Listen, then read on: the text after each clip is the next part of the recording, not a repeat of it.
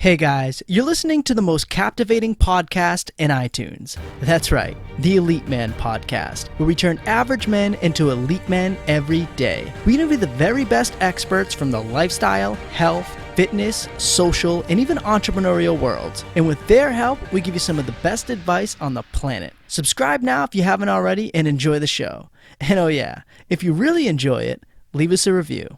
On today's episode number 194, entitled, How to Effectively Balance the Challenges of Extreme Ownership to Become a Great Leader and Win More in Life, I chat with Jocko Willink. Jocko Willink is a retired Navy SEAL officer, #1 New York Times bestselling author, and co-founder of Echelon Front, where he's a leadership instructor, speaker, and executive coach. In today's episode, Jocko talks about the many dichotomies that exist in leadership and how to effectively balance them for far greater success. He covers a multitude of problems that often arise when trying to effectively lead and uses his decorated military career and the lessons he's gathered over the years to instill the best direction for aspiring leaders to take in just about any scenario. Jocko covers ego versus humility, when to follow and when to lead, when to speak and when to listen, when to hold your subordinates accountable, and when to step up to your boss. If you're wondering how to balance the many dichotomies of leadership and how to harness the time-tested success principles of a decorated American hero, check this episode out now. You are going to love it.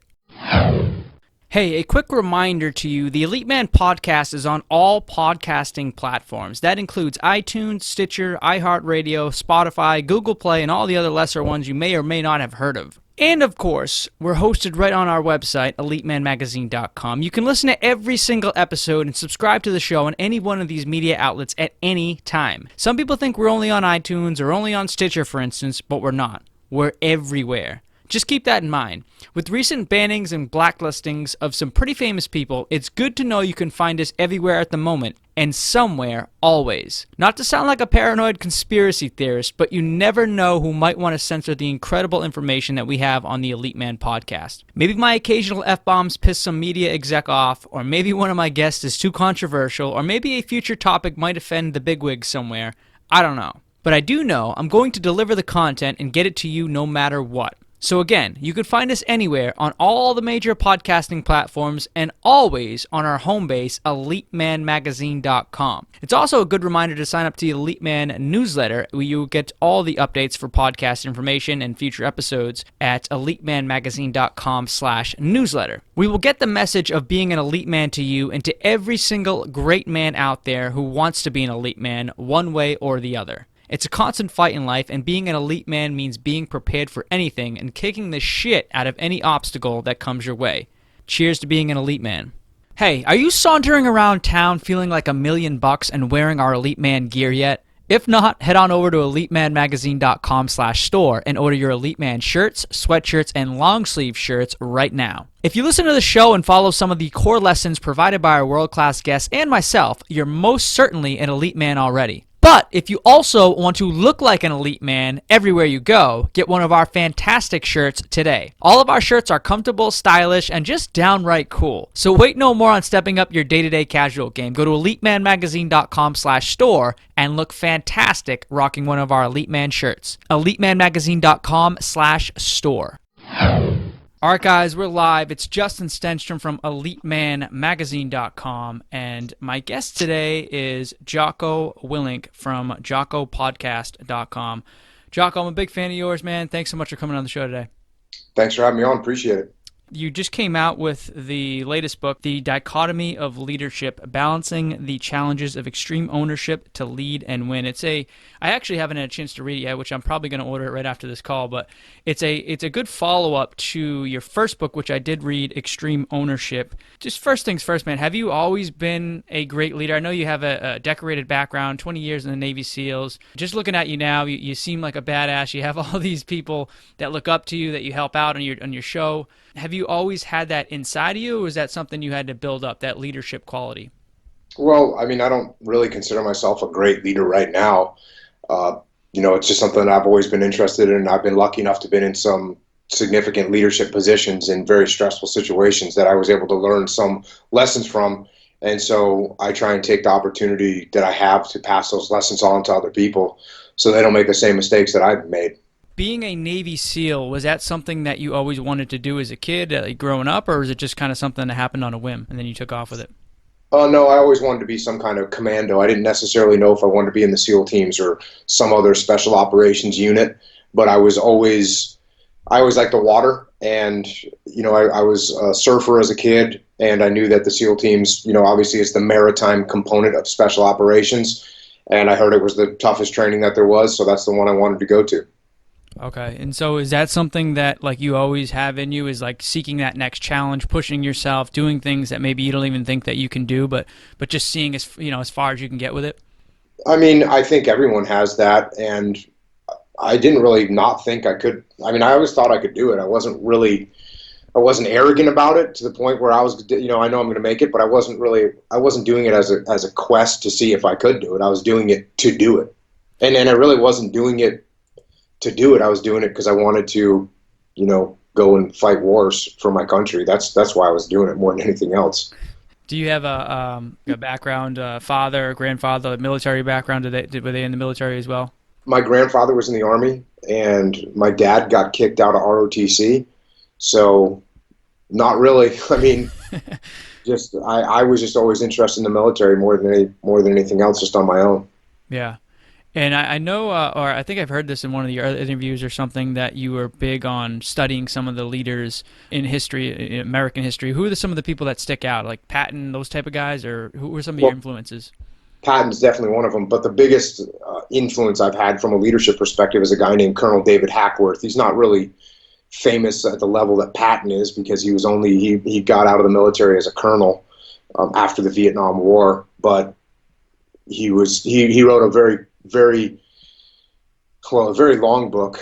It's called About Face, and it's about his odyssey as a soldier, as a leader, and it's probably about 800 pages long. It's very detailed. It talks about his first joining the Army, going over to Europe during the World War II, at the end of World War II, and then he served as a soldier in Korea and then as an officer in Vietnam, and had a bunch of great experiences in between. Well, really, really well respected and loved by and admired by his men, and kind of a rebel that the brass didn't always like. So that's a guy that I modeled a lot of my principles around. Do you think you have some of that rebel side in you? Do all Navy SEALs kind of have that rebel side in them as well? No, not all of them, but I certainly do. Really? Yeah, very rebellious kid, and I think having a rebellious side is actually pretty beneficial from a leadership perspective, because you got to have the spirit to push back if something doesn't make sense.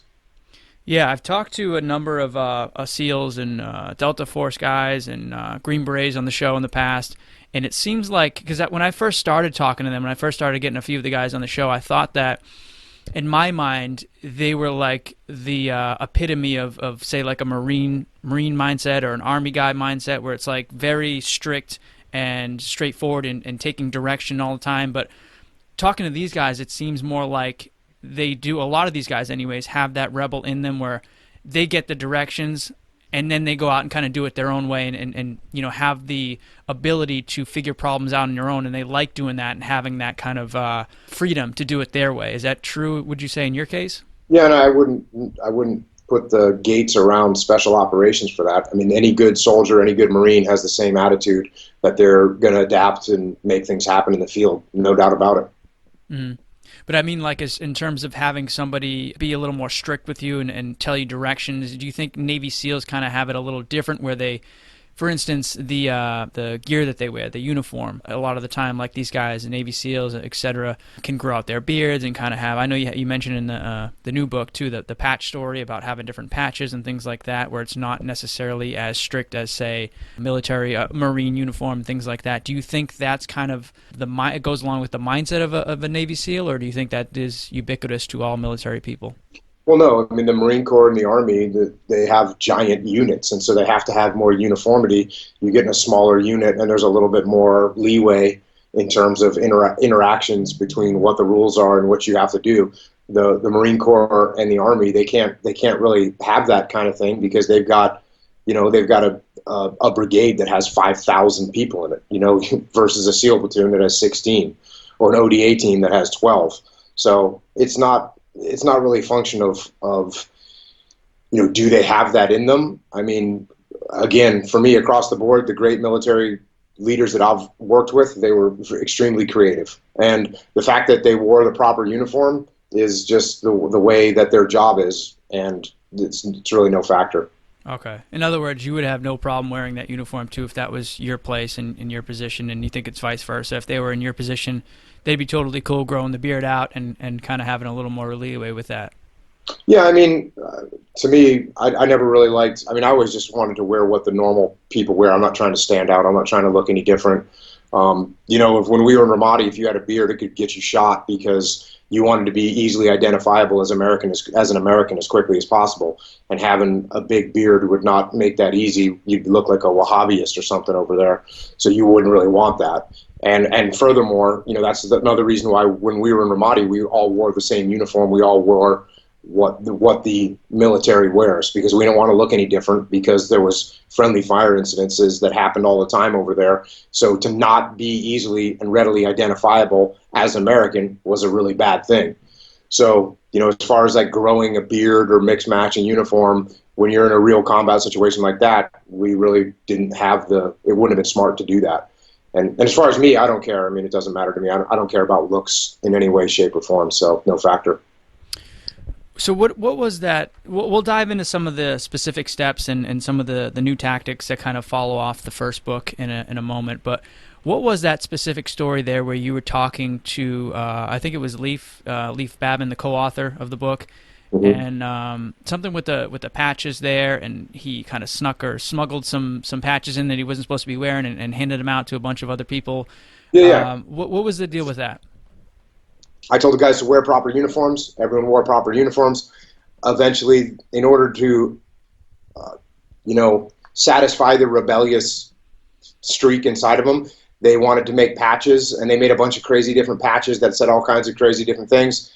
And I told them no patches, so they all took the patches off. And then Leif, who was one of the platoon commanders, and the other platoon commander, Seth Stone, got together and said, hey, we should still make patches for the task unit. So that's what they did. They did it while we were still back in America. When we got overseas, they would hide the patches, and then when they'd go outside the wire on an operation, if I wasn't going with them, they'd pull out the patches. They'd make a call on the radio and say patches on. They'd all pull out their patches and put their patches on.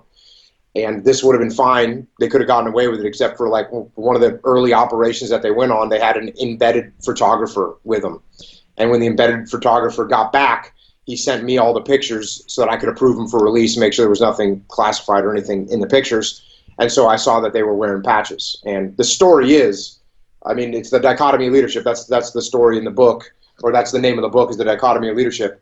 And the dichotomy is that even though I held the line on things and was highly disciplined and made sure that these guys were highly disciplined, when it came to this little thing of these patches, obviously if my two subordinates, direct subordinates that actually supported me in every way and did everything I ever asked them to do, all of a sudden they go out of their way to do something that I didn't want them to do, it was clear to me that this was very important to them.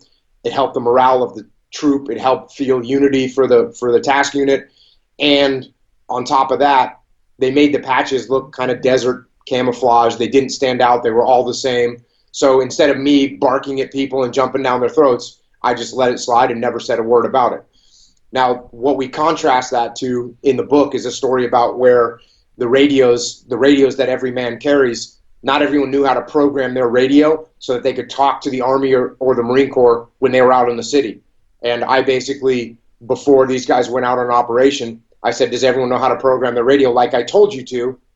And I could see by the looks in the guys' faces that not everyone knew how to program their radio. So I called one of the new guys. I said, give me your radio. I flipped the little switch on the radio that makes it zeroize and erase all the information in it. I handed it back to him and I said, program this radio, and he didn't clearly know how to do it. And so then I said, all right, no one's leaving the wire until you know how to program the radios. And so it's a contrast. It's the dichotomy of leadership, right? On the one hand, I'm not allowing any slack whatsoever, and you cannot leave, you cannot go on an operation unless you know how to program the radio. At the same time, on the other side, where I allowed slack is something that really isn't that important. I didn't want to invest a bunch of leadership capital that I have built up with my men by getting blown out of proportion on them wearing the patches. So that's just one of the many dichotomies of leadership that exist, and that's one of the stories from the book. Was it tough for you to let that slide though, kind of when you knew that Leif and some of the other guys were going behind your back? It's sort of like it's a small thing. On one hand, it's patches, who cares, right? But on the other hand, it's like, all right, can I fully trust this guy? You kind of have that, back of your mind. It's a human nature thing too. It's like he kind of stabs you in the back with something small, but even that something small, does it make you think that, in the battlefield or somewhere else, can I fully trust this guy? Is that something that was tough for you to handle at the time, or was it easy? No, actually no factor. Where it would be a problem is if I had a big ego and I was like, oh, these guys disobeyed me and I can't believe they did that. No, actually the opposite is true. I realized that these guys, my 2 platoon commanders, had a rebellious streak in them, which is positive because I want them to push back if something doesn't make sense. In this particular situation, they snuck behind my back. Good on them. It showed me that they had a little bit of spirit now, and it's also, as you indicated, it's something that doesn't matter. It's not like the radios. The radios matter. That could cost someone their lives. The patches weren't going to cost anybody their lives, and it wasn't that big of a deal. Therefore, no factor. Okay. And all right, so you brought it up. We mentioned it a couple times already. It's the title of the book, The Dichotomy of Leadership. This is a great word. I wasn't familiar with the word. I might have heard it once or twice in my life, but I didn't even know what it meant. So I looked it up before today's episode, and the definition is a division, and there's a couple variants of it, but a division into two especially mutually exclusive or contradictory groups. So what exactly do you mean by the dichotomy of leadership? You refer to it often in the book. Well, there it is, the mutually exclusive group, something divided into 2 groups. And the one that we just talked about, on the one side with the radios, I'm rigidly disciplined and will allow no slack whatsoever. That's one side. Mm-hmm. And then part of the same leader has to have an area where I will allow slack and I will allow things to slide. And that's why it's the dichotomy of leadership. And there's an infinite number of the dichotomies of leadership, and they're all tied together closely like that, where if you take one characteristic as a leader, if you take it too far, it becomes bad. Goes from a good characteristic to a bad characteristic. And even the principles that we talked about in extreme ownership, even extreme ownership itself can be taken too far. And if you're a person that wants to own everything and I'm gonna be in charge of everything and it's my world as a leader, well, now no one else below you in the chain of command can take ownership of anything. They can have no input. They can't talk to you. They can't discuss it. They can't guide you in any direction because you're taking ownership of everything, and therefore they don't have any ownership themselves, and now you've gone too far with extreme ownership. Now, does that mean you can ever shirk responsibility? No, that's what extreme ownership is, and that's why the word works for ownership, because you cannot ever shirk responsibility. And when something does go wrong as the leader, it is your fault 100%. But if you apply that across the board in some of these other principles, it oftentimes turns a good characteristic into a bad one. Did you find that after writing the Extreme Ownership, the first book, that people did tend to go to the other side of that spectrum and take things, own things too much and take too much ownership on things? And like you said, it's in the title, like extreme. Is that set yourself up for failure in a way, or has it in some people? A hint of it, but the bottom line is the reason that we're able to talk about that and we needed to talk about that is because the tendency for people is to not take ownership. The tendency for leaders, especially bad leaders or young leaders or developing leaders, is that they fear taking ownership because then that means they're taking the blame. So to get that out there as a counter to people's instincts, we needed to say that. And so that's why we said it. Now, like I said, and we say this in Dichotomy of Leadership, that means that some people take that extreme attitude and they start applying it to everything in their world. And if you do apply extremities to your leadership, then yeah, you'll end up out of balance and it'll be problematic. In terms of leadership and being too far on the end of that spectrum, do you see people that don't have a lot of confidence, are not naturally good leaders, or are struggling to become a good leader? Do you see those types of people when they try to implement this extreme ownership? Do you see those types of people falter, or is it the other types of people that are probably already good leaders and kind of have some experience being a leader? Is it those types of people that mess up, or the first type? If it's a person, it could go in either direction. So what we're really talking about and what you're starting to get into when you start talking about confidence, you're starting to talk about ego. right? And how much a person believes that they're right. That's what confidence is. Confidence means you think you're right. And if you have too much of that, well, then clearly you're overconfident. You won't listen to anyone else. You're going to stick with what you think, and you're not going to change, and that's going to end up bad. The other end of the spectrum is you don't have enough confidence, and everyone can see it when you don't have confidence, and now your followers are going to look at you and say, this person doesn't even believe in what he's doing himself. I'm just going to go ahead and not listen to him, or I can't follow them with real enthusiasm because he doesn't even believe himself. So where do you want to be? You want to be somewhere in the middle. And depending on what kind of leader you are, you're going to end up on one side of that spectrum or the other, unless you figure out that you need to be careful and you can stay balanced. Most of the time, people that are in leadership positions, they lean towards their ego being too big. That's what happens most of the time. It's as people are coming up into leadership positions that they lack confidence. Like I did an event for some underprivileged kids the other day, and these kids are 6, 7, 8 years old. I mean, really young, maybe up to the ages of 10 or 12. But I always talk about keeping your ego in check, and you've got to stay humble. And with this group, I did the opposite. I made them stand up straight, because these are kids that lack confidence. These are kids that have been told that they're losers since they were born. And so they lack confidence. They're on the other side of the spectrum, and they need to believe in themselves more and trust that they can actually make things happen.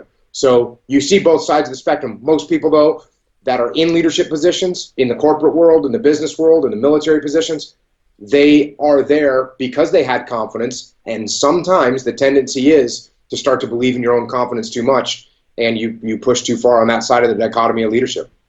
How do you come up with a formula, like on the spot, to determine how your approach to giving somebody, like you said, if you're dealing with little kids like that, 6, 7 years old, and they don't have much confidence, how do you gear it back to instill confidence in them? Or how do you know when to do those types of things as opposed to being, or trying to humble somebody out and kind of be more strict and have like a CEO type of guy who has too much ego? How do you balance that, and when do you know, or how do you figure out how to balance that, and when do you know what type to incorporate? You just assess the situation, and you've got a CEO that's either blaming other people or he's not taking any input from anyone. Then you realize that this guy, he thinks he knows everything, and he doesn't. So you gotta help him pull that back a little bit and become more humble. The other side of the spectrum, if you got a guy that's looking down and is not speaking confidently, and people aren't buying into what he's saying because he doesn't believe in himself, then you got to help him in the other direction. I mean, you just do that assessment of them as a human being and make the call, and generally try not overcorrect, because that happens sometimes where people go, oh, I didn't know I was doing that, and they overcorrect and they go too far in the other direction. So you have to be careful and caution them against that. But these are adjustments that can be made. They can be made. What was the toughest thing about becoming a good leader for you? What were some of the big mess ups you had over the years? I mean, I had mess up after mess up after mess up. We don't have time to discuss them all. That's kind of what I think has made our books more popular, is because we don't talk about how great we were. We actually talk about, like, hey, these are some things that we did wrong, that I did wrong. This is a mistake that I made. And that's where you learn more. And so for me, my whole leadership journey has been built upon mistakes that I've made and correcting them. Were you sort of the guy who had too much of an ego, or were you kind of the guy who didn't have enough ego and enough confidence at times? It depended. I mean, and as a leader, there's times where you have to modulate your confidence, right? If you've got a situation where it's going to be tough, but you can make it happen, you might have to amp up your confidence and get people to say, look, man, this guy really believes we can make this happen. And that's good. However, if you're starting to get some resistance from people, instead of amping up your confidence, which is what some leaders do, if you dial it back and say, wait a second, maybe I don't know everything, maybe I should listen, then that's what you should do. So this isn't a steady state, and the dichotomy of leadership is never a steady state. It's something that you have to modulate all the time and pay attention to, and get a feedback look and a feedback loop, and start paying attention to how people are reacting to what you're saying, and making sure that you're assessing the way they're thinking properly so that you can make adaptations and modulations inside your actions. What is the most important part of or important quality of being a good leader? The most important quality of being a good leader is humility. And the reason is because if you're not humble, then that feedback loop that you're getting doesn't mean anything. Any input that you're getting from people doesn't mean anything. Any direction you're getting from up or down the chain of command doesn't mean anything. You don't respect your enemy. You don't respect your opponents because you think you're better than them. And when you don't respect them, you start cutting corners. You can't even look at yourself and do a good assessment of yourself to see where you can do better. So when you lack humility, you're not going to change, you're not going to improve, you're not going to get better, and you're going to end up destroying yourself and your team. How have you been able to balance the humility part but also having the ego part? Because I think in extreme ownership you talk about putting your ego aside, not letting it get the betterment of the mission. But I think in the dichotomy, which seemed to really resonate, I think, a lot better, or explain things at least a little better, you talk about ego having an actual purpose. It's actually a good thing if you can manage it, and a lot of these effective leaders, some of these great Navy SEALs and some of these other top leaders around the world, they actually have an ego and they use it to their benefit. So how do you balance that humility part with the ego part? Yeah, I mean, there's no doubt without ego, you would not be able to win at anything because you'd have no desire to win at anything. You wouldn't mind coming in last place. You wouldn't mind just losing. So you need to have some level of ego that drives you to want to do a good job. Even just the pride in your work, that's driven by ego. And so to have no ego at all means that you don't care and you're not going to be a front runner in anything. And then the real obvious thing is if you let that go too far, then it's everything that I just talked about. You lack humility, then you don't listen to anyone else, you don't take any input, you don't even try and make yourself any better, and that's going to end up being problematic without question. Hey, I've said this before, but I'll say it again. Have you joined the Elite Man newsletter yet? If not, get on it today. Go to elitemanmagazine.com/newsletter and sign up to get special Elite Man content not seen nor heard anywhere else. Get all of our bonus podcast information, sneak peeks into upcoming shows, behind-the-scenes content, special offers, and exclusive Elite Man updates you won't find anywhere else. I'm telling you, if you are not on our newsletter, you are missing out. Go to elitemanmagazine.com/newsletter and become a true member of the Elite Man community. I look forward to speaking to you soon and seeing you on the inside. elitemanmagazine.com/newsletter. As far as confidence goes, what do you recommend guys listening, whether it's business people or just regular guys trying to have more confidence in day-to-day life, talking to women, socializing, communicating, giving a speech? What is your best tip for cultivating a true confidence in yourself? Is it just doing things over and over again? You said earlier you can actually sometimes bring yourself up and kind of have that confidence, even if it's raising it artificially. Do you recommend like specific techniques or little strategies like that to boost general day-to-day confidence? I mean, I think fundamentally, if you as a human being are doing the things that you know you should do, your confidence is going to naturally increase. So if you're even something as basic as being like physically fit. If you're physically fit, that's going to increase your confidence.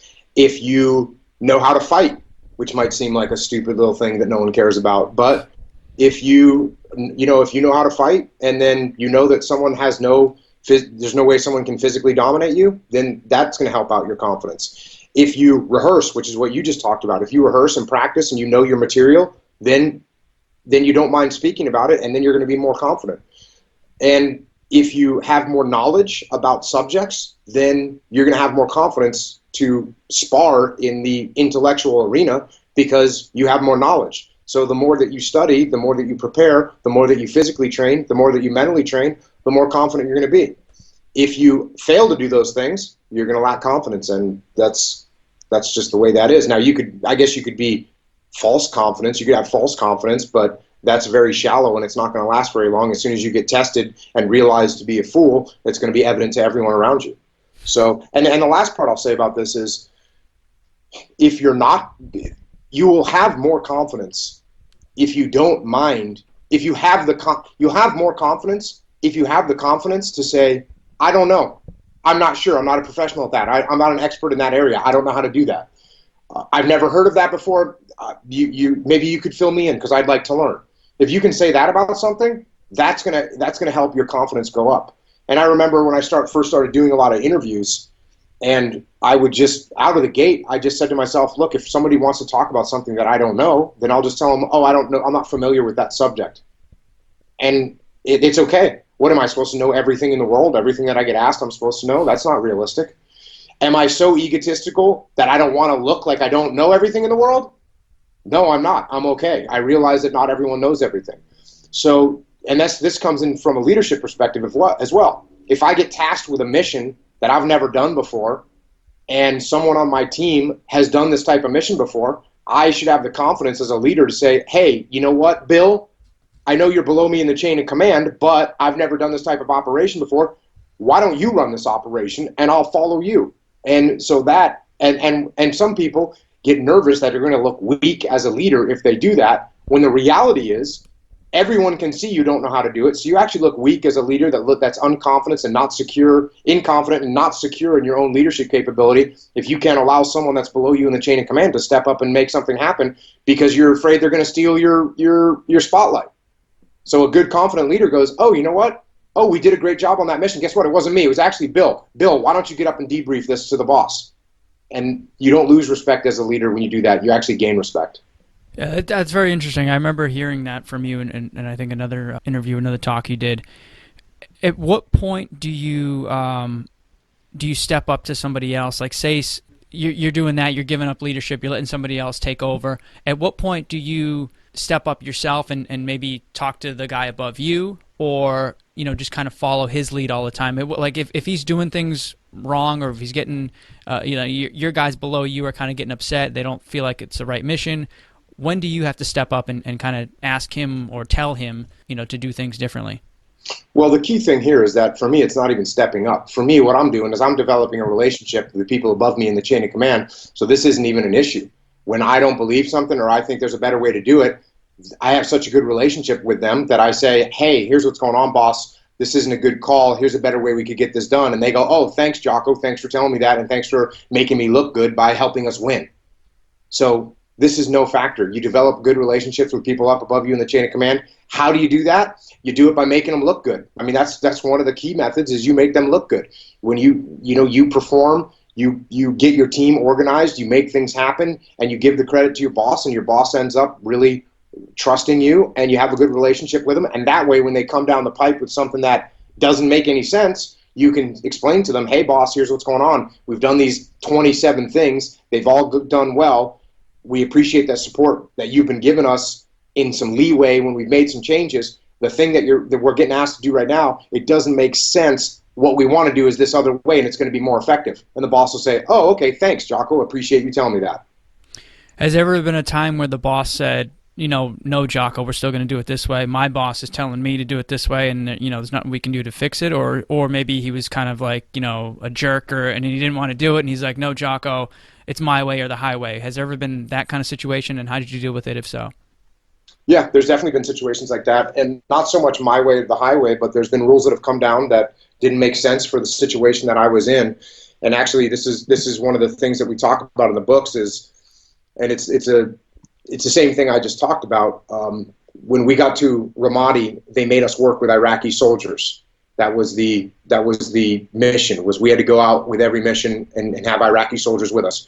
Iraqi soldiers aren't as well trained as us. Iraqi soldiers don't have the same equipment as us. They're unmotivated. They're poorly trained. It's just a bad situation. But we got told we were going to work with Iraqi soldiers all the time for every mission. So I told my guys, we're going to work with Iraqi soldiers for every mission, and we're going to mitigate the risk the best we can. But the reason we're doing this is because if we ever want to turn over the security in this country to the Iraqis, then they need to know how to handle the security here. So if we don't do this, we're going to lose. So we went forward. We started doing operations with the Iraqi soldiers. Now, this wasn't only us that was being told this. This was every unit, every military unit in Iraq was being told that they had to do operations with Iraqi soldiers.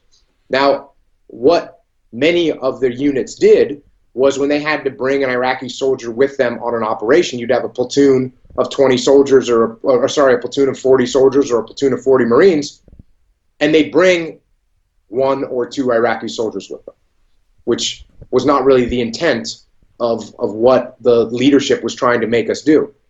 So then the leadership said, okay, you know what? Now you just don't have to bring Iraqi soldiers. You have to bring 7 Iraqi soldiers for every 1 American you have with you. So they imposed this ratio on us. And that actually made some sense in the areas of Iraq that were not as violent as Ramadi was.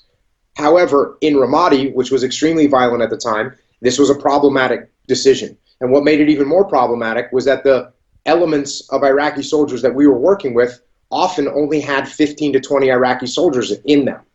So that meant to go out on an operation, I would only be allowed to send out 2 SEALs.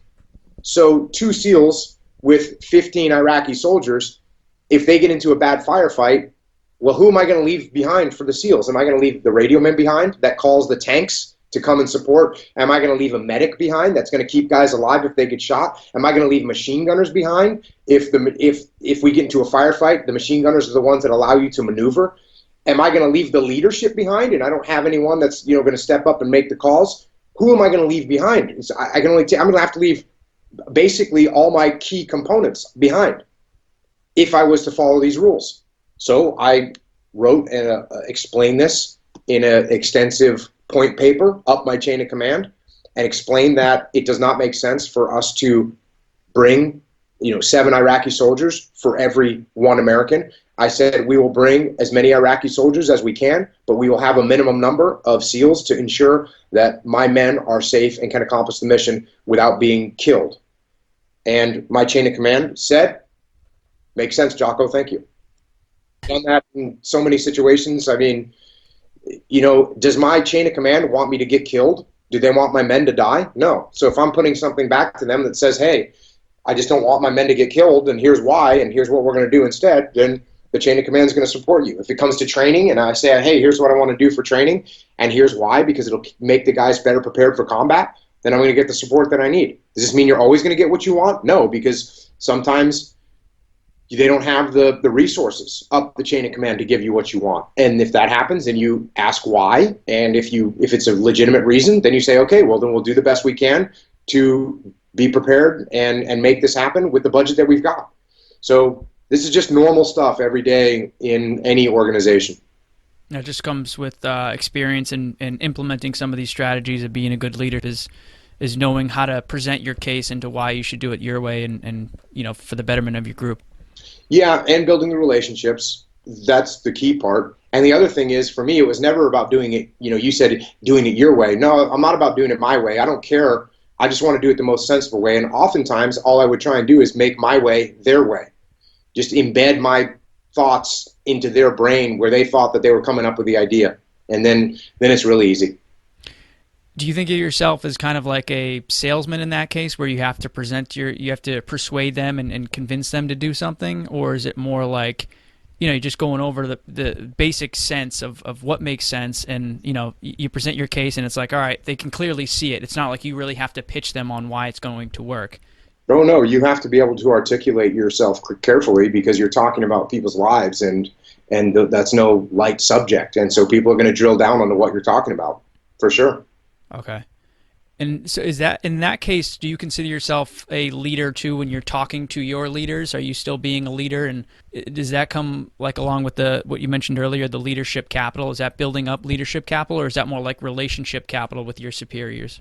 Well, it's both. And we talked about there's a chapter in Extreme Ownership called Leading Up and Down the Chain of Command. And yes, you are absolutely leading when you're trying to convince your superiors on how you want to do something. That's absolutely leading. And yes, you do it through leadership capital. And yes, I build up leadership capital by doing some things that maybe I don't want to do, or maybe that don't make that much sense, but the boss really likes it. Okay, you know what, boss? We're going to do it that way. Hey, great. That sounds good, boss. We'll do it. If it's a little thing, if it doesn't really matter, I'm going to make it happen. Same thing I did down the chain of command. Hey, what? The patches, they don't really matter. You guys go ahead and wear them. I didn't totally authorize them, but I let it slide. Up the chain of command, if it's something that doesn't really matter, you want me to do this, you want me to do that, and it's something that's not going to have a huge negative impact, it's not going to cost us a strategic or even a tactical, loss, okay, then we'll get it done. And that's how you build leadership capital, that's how you build trust, and that's how you build relationships up the chain of command. Mm-hmm. What is the toughest part about being a good leader? What is one of the thing that's like the number one thing that sticks out in terms of being an effective leader and something that people should really get down? Well, the hardest part about being a leader is that you're ultimately responsible for everything that happens. And that again, that just goes with extreme ownership. That's the core thing. But the reason that we wrote the dichotomy of leadership is because what we see on a regular basis in the military and in civilian companies and in the military leaders they have a hard time with dichotomies. So people get out of balance. It's hard to remain balanced. And that's why we wrote the book, The Dichotomy of Leadership, is so that we could teach people how to balance themselves so that they can lead in the most effective manner. What are some of the dichotomies that stick out? Just like going over a couple of these in the next couple minutes or so. What are some of the major dichotomies from the book that you talk about that stick out to really balance one thing from another thing, and maybe something that leaders or aspiring leaders can frequently mess up in? Oh, there's a bunch. I mean, one of them that people mess up on a lot is when to mentor and when to fire, right? When do you mentor someone? When do you fire them? That's a good one. You got to be disciplined. You got to have good procedures, but at the same time, you can't be rigid. So you got to watch out for that. Accountability. Accountability is something that people talk about a lot, and it seems because you can't everywhere at all times. So you can't just look over everyone's shoulder all the time. What you have to do, you have to lead. So accountability is a tool, but it can't be the only tool that you have as a leader. There's a lot of other ones you've got to use all of your different tools. Another one we talk about is leader follower, and I already know that. If you came up with a plan and I was the leader, I might say, hey, you know what? You came up with a better plan. Why don't you execute it? Another tough one is like you've got to know when to get into the weeds and get some problem solved, but at the same time, you've got to be able to detach and step back and not get caught up in the weeds.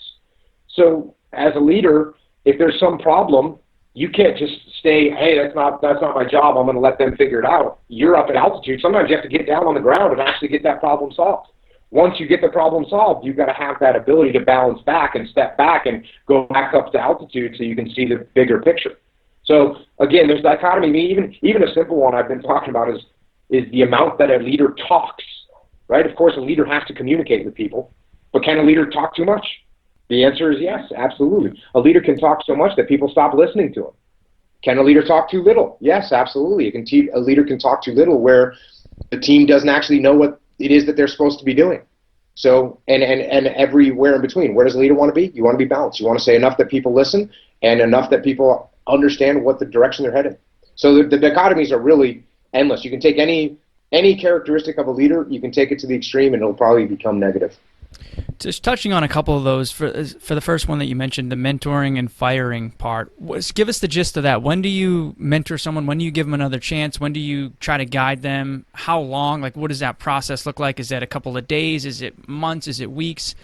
And then when do you fire them? When do you just give up on this person or realize that they're not going to do the job that you want them to do, the job that you hired them to do? How does that balance work? Is there some kind of like triggers or some kind of signals that you get to know when to mentor, when to fire? Well, yeah, first of all, it's the timeline that you're talking about is different in different industries. So there's some industries that are very dynamic and specific. I mean, I work with the construction industry sometimes, and those guys have got massive, hundreds of millions of dollars worth of project going on, and they've got a timeline that they absolutely have to hit. And every day that they don't hit their timeline, they lose $100,000 a day. So they have to get people up to speed and make decisions very quickly on whether someone's going to cut it or not. So other positions, if you're bringing on, if you've got someone on a commission as a salesperson, they're not costing the company any money. You've got time to work with them, mentor them, and bring them up to speed before you say, you know what, this person just doesn't have it. So the timeline can be either expanded or contracted depending on the industry. And then once you get inside that timeline, what does it look like? Well, it starts off with, making sure that the person understands, hey, you know what's going on. This is important, right? All the way up through all the way through, hey, what's going to happen if you at the end as a leader, what makes you feel guilty as a leader is when you have to fire someone you as a leader have not done your job to mentor, train, and educate them so that they can carry out their job. And when you got to fire them because it's your fault, that feels bad. But once you've invested in them, you've done everything that you can to mentor, and you let them know explicitly what the expectations are and what the consequences are if they don't meet those expectations, and they don't meet the expectations, they know what's going to happen. I know what's going to happen. It's very clear, and we have to make that move. Now, I've seen so much in this individual that it's taking away from what I should be investing in the rest of the team. That's an indicator that maybe it's time for this person to go. And then finally, we get down to a case of loyalty, because as a leader, I'm going to develop loyalty up and down the chain of command. And my team, I'm going to have loyalty to my team and the individuals on my team. And they're going to have loyalty to me, and that's one of the things that makes a strong team.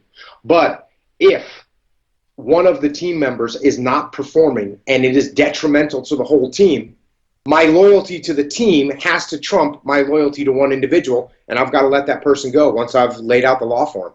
And the dichotomy of this is that you get some leaders that are too quick to fire, and you get other leaders that will never fire anyone until it's just really just having a very bad impact on the whole team, if ever. So where do you want to be?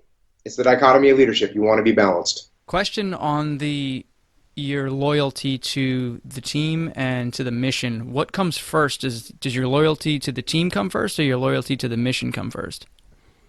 It's a dichotomy that you have to balance.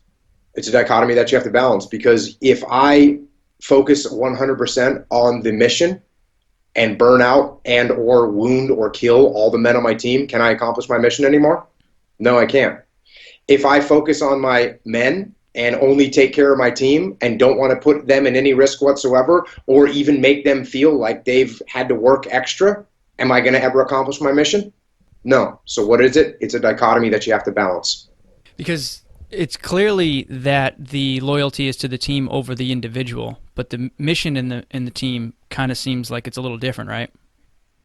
It's a dichotomy that you have to balance. You have to try and accomplish your mission, but you can't burn out your team or destroy your team when you're trying to accomplish the mission. Otherwise, you can't accomplish the next mission.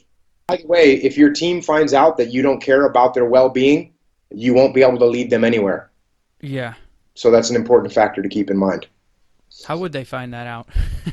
You treat them bad. You put them in unnecessary risk. That's how you do it. Just doing dumb shit, and it'll get back to them. Yeah, they'll quickly realize that. And this isn't, I'm not just talking about combat, obviously. I'm talking about in the civilian sector. If I have you working, 18-hour days, no weekends, and how long I'm going to do it, and you tell me, hey, I've got my daughter's recital tonight. Can I get 2 hours off? And I say, look, screw that. You need to be here. Don't you care about the team? Well, that's not good. So that will come back to haunt me, and I'll end up with a team that's not going to follow me anywhere. Mm-hmm. All right. So next thing was accountability. How do you? What's the dichotomy there? How do you balance that out? Well, like I said, accountability is a tool, and it's a tool that you should use, but it's not the only tool. And a lot of time companies think or leaders think, if I just hold everyone accountable, then they'll do exactly what I said. And that's actually true. Because if I'm just breathing down your neck and I'm looking over your shoulder and I'm like, okay, Justin, here's the task, here's what I want you to do, and then I stand over your shoulder and I watch you do it and I make sure that you do it, well then cool, you got it done. So accountability worked, right? What's the problem with that? I have 9 people that work for me. I can't stand and look over all their shoulders at the same time. In most places, you can't do that at all. In many places, my subordinate leaders are actually in a different location. They're not co-located with me. So now what do? Well, the answer is accountability doesn't really work in those situations. What you have to do is you have to actually lead. You have to make sure that people understand why they're doing what they're doing. They have to understand how their task fits into the bigger picture. They have to understand how their success at their task will benefit them eventually. And then on top of that, you still do have to use accountability as a tool, where occasionally I come down once every 2 weeks and I'm like, hey, Justin, how's it going? Let me see how this is working for you. And make sure that you're doing things the way that you're supposed to do them, so that we can confirm that we're on the same path that we thought we were on. Mm-hmm. I think in the first book you mentioned that teams should be split up, or you can't lead any more than, say, 10 people or so. What is the science behind that, or where did that come from? Well, the battlefield is more like 5. The fire teams are like 4 or 5, maybe 6 people. And the science behind it is, when you get into a machine gun fight, if you're in charge of more people than that, you're not going to know where they are. You're not going to be able to communicate with them, and it's going to be a disaster. In the corporate world, sometimes they usually push that up to 8 to 10, and that's because there's no machine gun bullets and no loud explosions happening, and you have an easier way of communicating with them. That being said, if I have 14 stellar leaders underneath me, I can manage them. I can manage 3 extra ones too. If I have 6 horrible leaders underneath me, then I'm barely going to be able to handle them. So there's a balance there as well, based on the experience and the leadership capabilities of the subordinates underneath you in the chain of command. Okay, but generally speaking, it's capped at around 10 or so, give or take. And once you start getting up into like, 15, 20, 30, like that many people, it's just too tough. As a human being, we just can't process that many people and keep good leadership qualities at that point. Yeah, I mean, never mind as a human being. I mean, if you take 30 people, I mean, how much time are there's 24 hours a day. How much time do you get to spend with these people? You got 30 people that are just reporting directly to you. You just don't have the time capacity to handle that situation effectively. So, yeah, when it gets to that, that's a problem. Do you think then, for cases like public schooling, where there's a teacher and there's typically about 30 kids in a class, do you think that's an ineffective way of teaching kids? Yes. What should it be broken up into smaller groups and maybe leaderships, or just like more teachers with smaller groups in their class? Yeah, should be either that, or there should be one teacher that's the full on leader, and then you've got two or three subordinates underneath them that aren't quite as skilled or don't have maybe the same documentation or qualifications, but they can assist in a very positive way. Yeah, I remember actually having like a couple classes where there were like teacher aides, like two or like people that wanted to be teachers in a couple years, like younger women or whatever. The lead follow dynamic. What is the dichotomy there? I think we kind of touched on that a little bit with your subordinates, and then when to speak up and when to kind of be humble or listen to their direction. Is that kind of the dichotomy, the same type of thing? That's part of it. Is, hey, if Justin comes up with a better plan than me, then that's fine. I'm going to say, like, Justin, your plan's better. You lead, I'll follow. It also means that when someone above me in the chain of command has an idea or wants me to do something, I can get on board with it. And I balance my rebelliousness with some subordination and actually saying, okay, you know what? This isn't exactly how I do it, but I'm going to support the boss. Nothing wrong with that. If you can't do that, you're going to have problems building that relationship. What is the type of the type of person, your subordinate, that you look for when you're hiring somebody or when you're looking to lead somebody? Who's the prototypical soldier in your case, or employee that you're like, the type of person you're looking to hire and work for you or lead? Is that a type of person that has a little bit of rebellious nature in them, or is that more of the person that is like upholding to everything that you have, and every once in a while they'll speak up, but it's mostly like just listening and kind of following your direction? No, I don't like to be surrounded by yes men. I'll take rebellious people, because if someone isn't willing to rebel against me, we could end up doing dumb things just because they were my ideas. Yeah, That's a good point. And then the talking too much dichotomy: when to talk too much, when to speak, when to sit back and let others talk. How does that balance out? Well, as a leader, it is what it is. If you talk all the time, and if you've ever had a leader that talked all the time and didn't know when to be quiet, then eventually people don't listen to him. Where this becomes very clear is you get a leader that everything's an emergency, right? Someone that's everything that happens is an emergency. It's a 5-alarm fire. Oh my gosh, the world's falling. And eventually, when you have a real problem, it's the boy that cried wolf scenario. So that's what I mean. It's the same thing with just any human being. When someone talks all the time, people eventually, it becomes white noise in their ears. Whereas a good leader will pick the right times to say something meaningful and impactful, and then be quiet again. Are there any examples of famous people right now that you can think of? I mean, we mentioned a couple in the past, Patton and what was it, Hackworth, and some of the generals and colonels throughout history. But are there any contemporary people that you can think of as being good leaders at the moment? Oh yeah, there's a ton. I mean, I worked for a ton of them when I was in the military.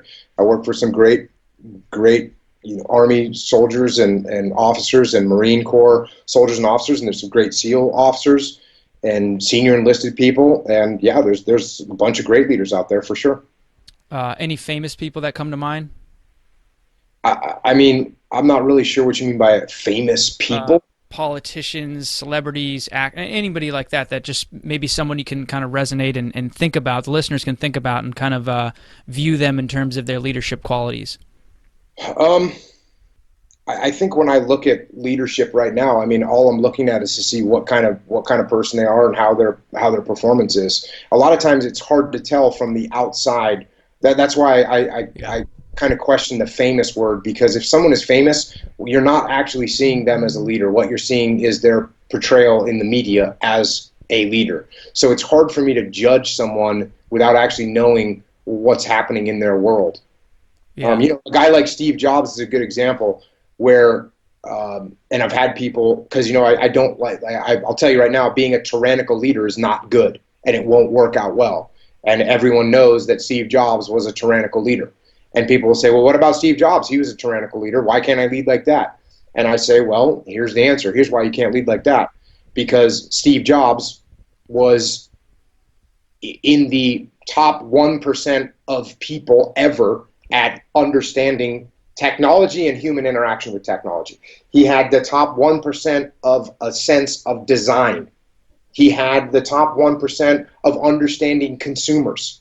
He had the top 1% of vision, of understanding where technology was going.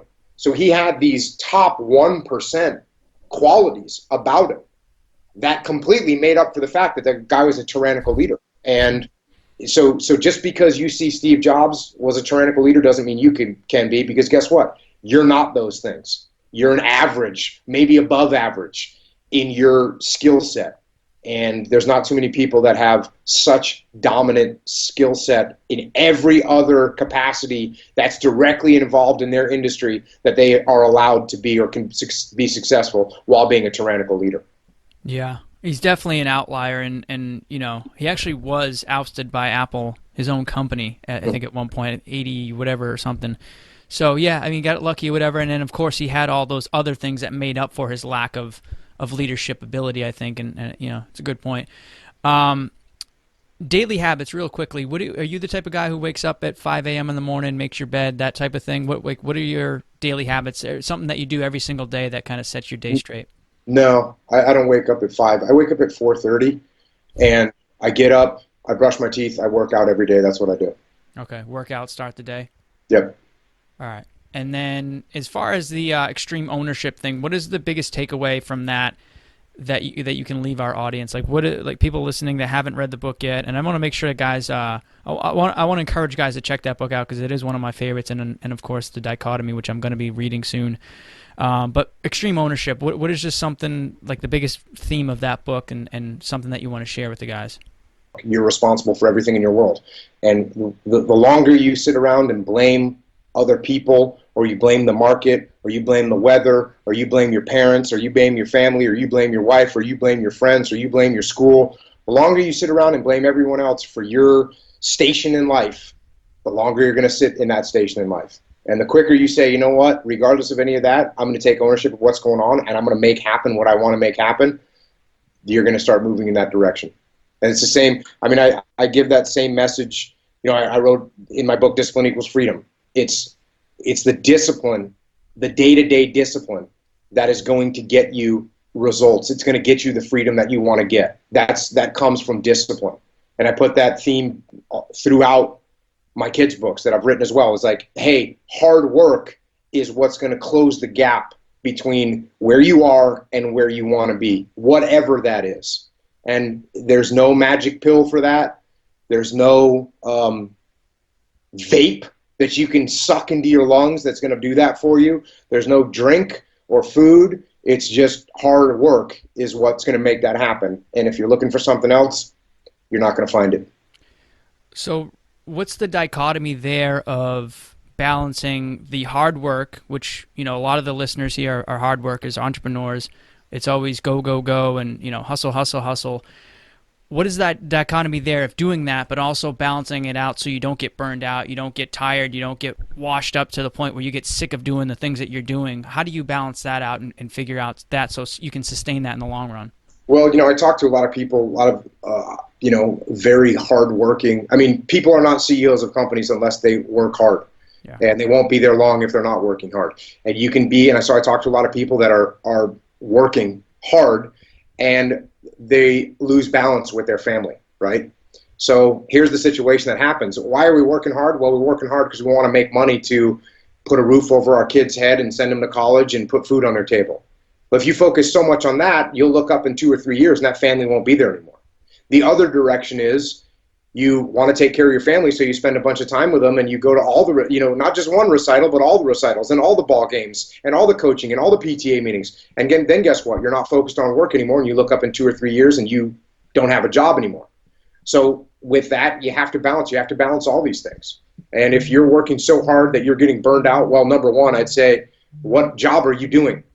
What are you doing? What game are you playing? Because if you don't like it and you don't want to do it hard, then it's going to be hard for you to enjoy being successful, because success is going to take hard work, more work than you can shake a stick at. It's not like an 8-hour day, and it's not like a 10-hour day, and it's not like a 12-hour day. It's an 18-hour day. It's a 20-hour day. It's happening all the time. When you own your own business, that's what you're doing. You're the buck stops with you. So if that's what the game you want to get into, you got to be ready for that, at least until you can build it enough, until you can get some people underneath you. You can build leaders. You can train leaders that can start handling stuff. And then you can decentralize command, and you can give them the reins, and they can make things happen. So yeah, it is about balance, and you got to be careful. But I'll tell you, in the beginning, it's going to be a grind, so stand by to get some. Love it. Jocko, it's an awesome interview, man. Really appreciate your time. Is there a last send-off, takeaway message you'd like to leave to our audience regarding the dichotomy of leadership, or anything else really that comes to mind that you think would be pertinent to our listeners? And then also a place that our listeners can check out your latest book and also your website.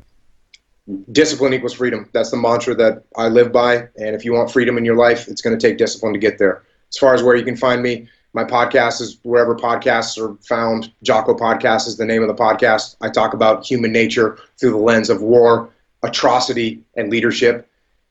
And I'm on social media at Jocko Willink, and my books are available wherever books are sold. All right, guys, make sure you check out his latest book, The Dichotomy of Leadership. I can't wait to order it myself. Jocko, thanks again, man, for coming on. Take care, and I'll talk to you soon. Appreciate it, man. Thanks for having me. All right, guys, I hope you enjoyed that episode. But before you go, there's one last thing I need you to do. I need you to subscribe to this podcast right now if you haven't already. By subscribing to the podcast, you get every single episode the minute they're released. Get all of our Elite Man podcast interviews with all of our incredible world-class guests from the lifestyle, health, fitness, business, and social worlds absolutely free. Subscribe now, guys, if you haven't already, and enjoy all future episodes. And yes, if you do love the podcast, leave us an awesome review. We really do appreciate it.